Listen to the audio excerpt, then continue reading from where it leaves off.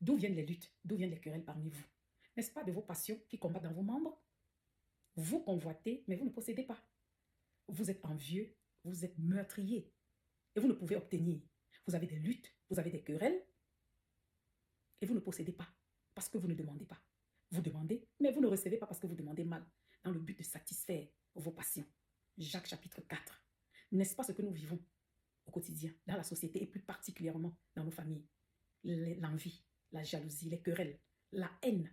Bien-aimé, pourquoi? Parce que les gens demandent, ils ne reçoivent pas. Les gens convoitent, ils ne possèdent pas. Et du coup, la haine s'installe, l'offense s'installe, la calomnie, la trahison. Oui. Mon frère ne fait pas ce qu'il doit faire. Il refuse de m'aider alors que j'ai des problèmes. Ma sœur ne s'occupe que de ses enfants. Elle refuse de s'occuper des miens. Elle refuse de les assister.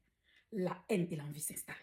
Mon oncle qui est au cadre, mon oncle qui est ministre, bourgeois, refuse de m'intégrer dans sa société, refuse de m'aider, refuse de m'assister. Et du coup, la méchanceté s'installe dans le cœur.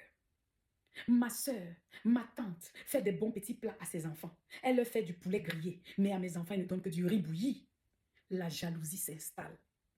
Elle achète à ses enfants des chaussures en cuir, à mes enfants des chaussures en plastique. La haine s'installe. Maman, tu n'es pas fatiguée. Tu n'es pas fatigué, mon frère. Depuis ta jeunesse, que tu portes ces offenses-là dans ton cœur, la haine dans ton cœur, ces querelles-là, ces luttes-là, tu as vieilli aujourd'hui. On se disait que peut-être dans la vieillesse, tu serais peut-être épuisé. Tu te serais dit, bon voilà, je vieillis, et puis ces offenses-là vieillissent aussi. Tu as vite pris soin, de peur que ces offenses-là ne vieillissent dans toi et ne meurent dans toi. Tu as pris soin de les sortir, de les vomir pour les retransmettre à ta nouvelle génération, à ta progéniture, à tes enfants, à tes petits-enfants même. Voilà pourquoi, parfois, on arrive dans les familles. Vous voyez des petits-enfants qui vous regardent avec suspicion. Pourquoi? Parce que c'est déjà la grand-mère qui est venue leur arracher cette innocence-là. Le cœur pur, en leur disant, comme vous voyez là, la tante de la tante a refusé de m'aider. C'est à cause d'elle que je n'ai pas réussi. C'est à cause d'elle que j'ai vu dans la pauvreté. C'est à cause d'elle que je n'ai pas ci, je n'ai pas ça. C'est à cause de lui que ça... Maman, tu n'es pas fatiguée. Les gens ne t'ont pas aidé et puis quoi? Les gens ne t'ont pas aidé et alors? On fait comment? Moi-même que tu vois là, les gens ont refusé de m'aider. Oui, je suis venue à eux avec mes problèmes. Ils ont dit non. Et il y a eu quoi? C'est pas pour autant que ces gens-là sont si méchants. Non, ça m'a fait mal moi. Mais ça m'a poussé à lever mon regard vers Dieu. Ça m'a poussé à me rapprocher vers Dieu, à m'appuyer sur lui. Parce que Dieu est fidèle. Et l'aide est venue de là où je m'attendais le moins. Je vais m'adresser à toi aujourd'hui. Toi là qui passes le temps à toujours pointer l'autre, à voir cette personne en face de toi qui a refusé de t'aider, qui a refusé de t'assister un jour dans la vie, à voir cette personne comme étant le responsable de ta misère. Je viens aujourd'hui te dire que c'est toi le problème.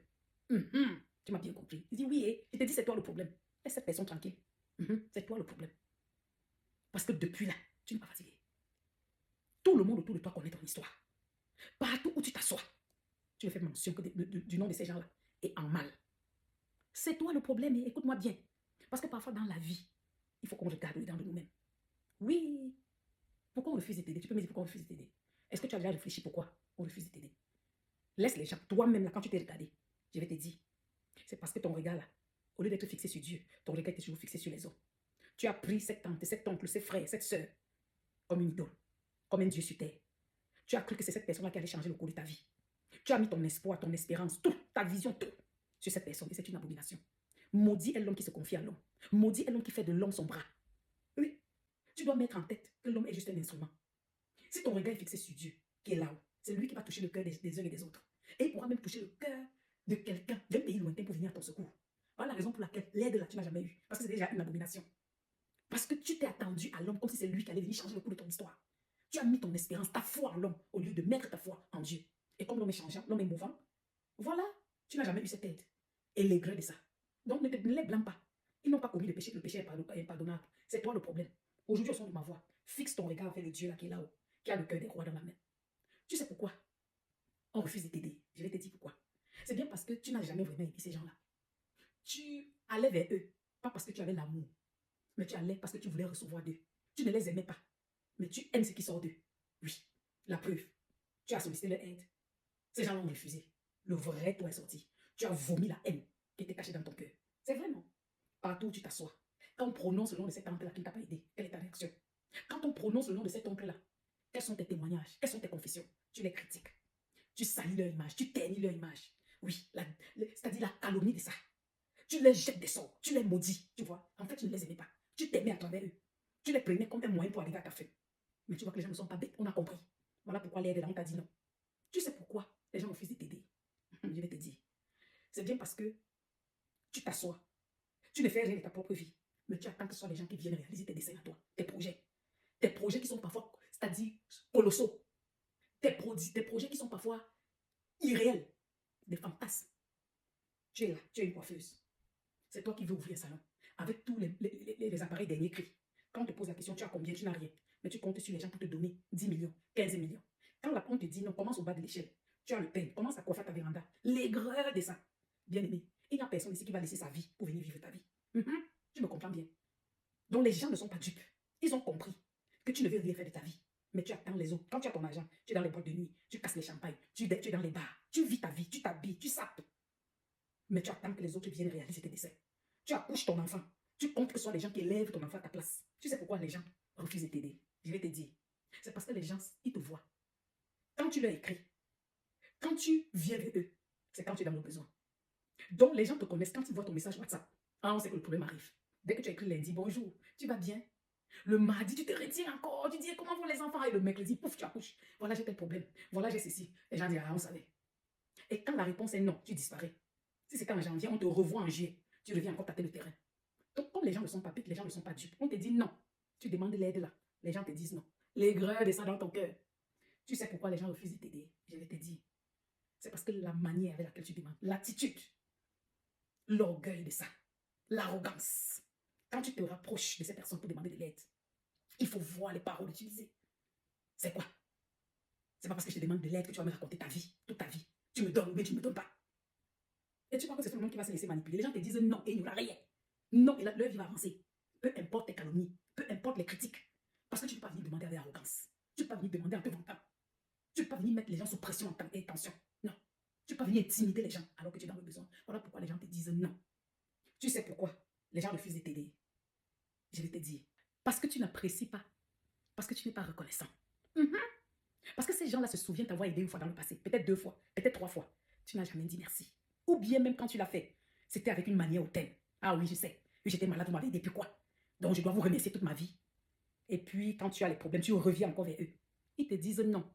Parce que si tu n'es pas fidèle dans les petites choses, tu ne pourras pas être fidèle dans les grandes choses. Tu n'as jamais dit merci. Et même parfois quand tu t'assois au milieu de ceux qui critiquent, ces gens-là qui t'ont aidé, tu es muet, tu ne dis rien. Tu ne fais jamais mention de ces gens-là en bien.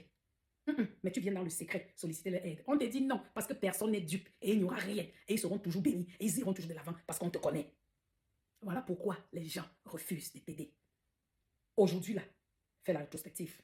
Quand tu t'assois, on fait mention du nom de ta tante, là, de ton oncle, de ton ami, de ton frère, ceux-là qui ont refusé de t'aider 1 fois, 2 fois. Quelles sont tes confessions? Quel est ton témoignage à l'égard? Ce que tu dis là va te montrer qu'en fait, tu n'avais pas l'amour pour ces gens-là. Oui, parce que parfois on refuse d'aider même nos enfants. Ce n'est pas pour autant qu'ils nous détestent. Et je vais finir en disant que nous demandons même à Dieu, nous ne recevons pas parce que nous demandons mal.